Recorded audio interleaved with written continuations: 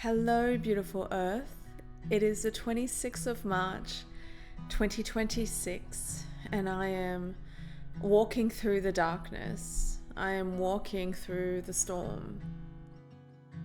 It has been a tumultuous time for me, and while the macro is bursting and booming, the micro is also feeling the turbulence. We are all feeling the rumbles in our lives. And I want to share a little secret with you, my friend.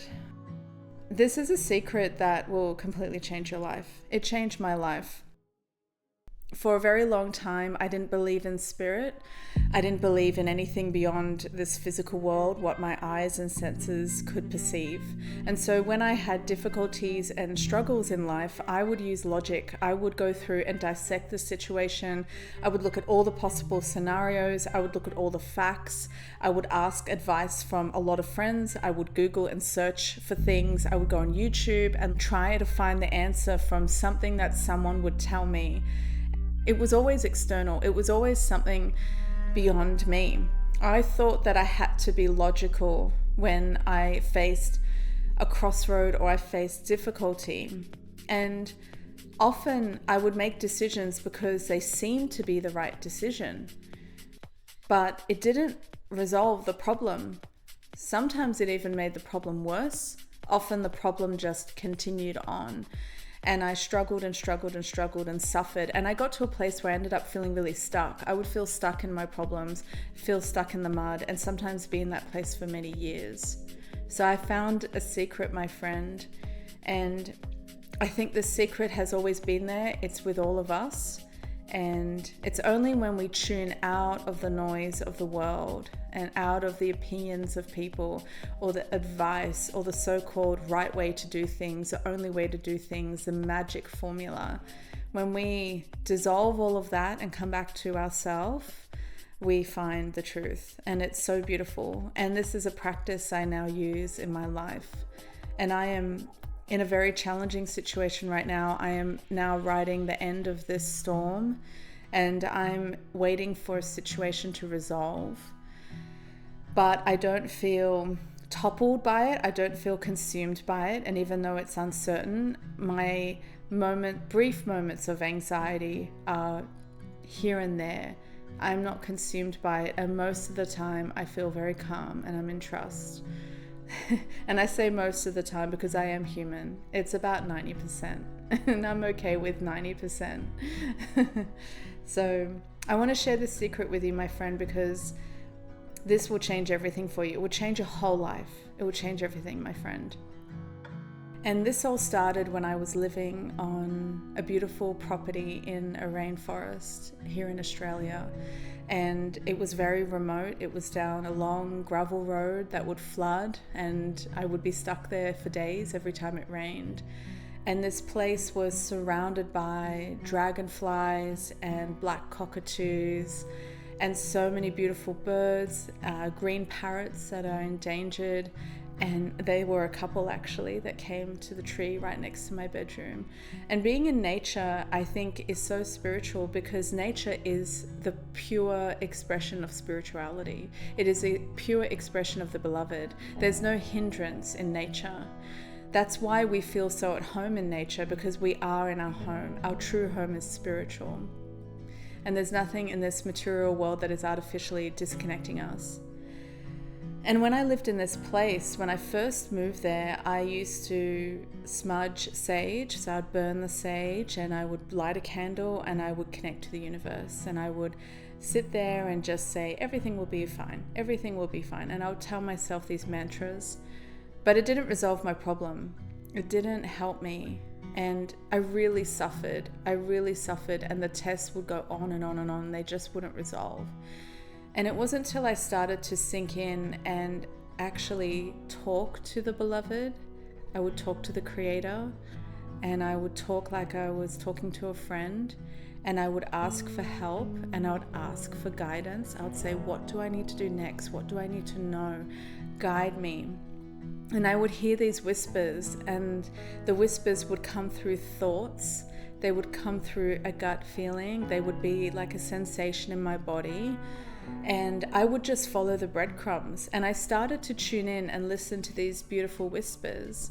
And the more that I tuned in, the more I could step forward through the darkness and move towards what was the best and highest expression of my soul. What was the action and the decision I needed to take that would fulfill me and support me on my spiritual path and not keep me stuck? What would help me to grow? And when I started to tune into my heart and talk to the beloved, it changed everything, my friend. And it was so beautiful. It was so beautiful because it's free. It costs me nothing. And I can do it anytime, whether it's 3 o'clock in the morning because I'm struggling to sleep because I'm worried, or it's while driving, or it's when I'm about to go and meet someone. This beautiful portal, this beautiful connection we have with the beloved is always there. It's always there, whether we're aware of it or not. And when I started to tune into my heart, I realized that it was my soul speaking to me, and it was the beloved speaking to me. And these whispers that I used to think were just useless thoughts that I needed to detach from. I needed to detach from my thoughts. I needed to see my thoughts going down the stream and fading into nothingness. I realized that these whispers were actually messages from my soul, from the beloved, from the angels who are guiding me. And it changed everything. And when I look at the situation I'm in now, I wouldn't be in the place I'm in now if I didn't listen to the whispers from months ago that were telling me what I needed to do, what I shouldn't do, who I needed to speak to, who I shouldn't speak to, what was the action I had to take, what was the action I needed to not take. And when I look back at how I was feeling at the beginning of this year, I was really in darkness and really suffering. And I just was asking constantly for guidance, and I followed the breadcrumbs. Even if I couldn't see the solution, I just trusted that the beloved was guiding me on my path. And I can't disclose the details here because it's private, but things unraveled in a way that I would have never imagined, and it's all in my favor, my friend. Oh my gosh, I would have never imagined that the plot twist would happen the way that it did. And the only reason why it happened the way that it did is because when things were escalating, I was being guided in what to do. And I used that information to support me and protect me and stand up for myself. And it is such a beautiful thing to tune into the beloved. And it's the first time in my life that I really feel like I am listening to my own heart and listening to what my heart is telling me, because my heart and my soul are the same thing, my friend. Your heart and your soul they're the same thing. They're the same thing. Your heart is the portal to heaven. Your heart is the portal to the spiritual worlds. And it's such a beautiful thing. There's this beautiful poetry from Baha'u'llah where he talks about the journey of the soul.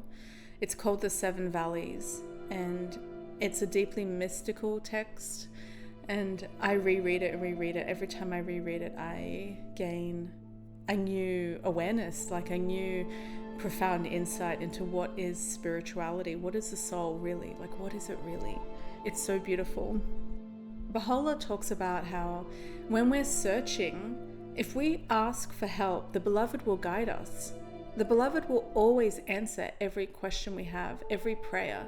And it doesn't mean that we never suffer in this world. It doesn't mean we don't have harm that happens in this world, because good and bad, light and dark coexist in this physical plane. But at least we get guided through it, and we can use our pain to be our greatest alchemy. And in the beginning of the search, Baha'u'llah says, at every step, aid from the invisible realm will attend him, and the fervor of his search will grow.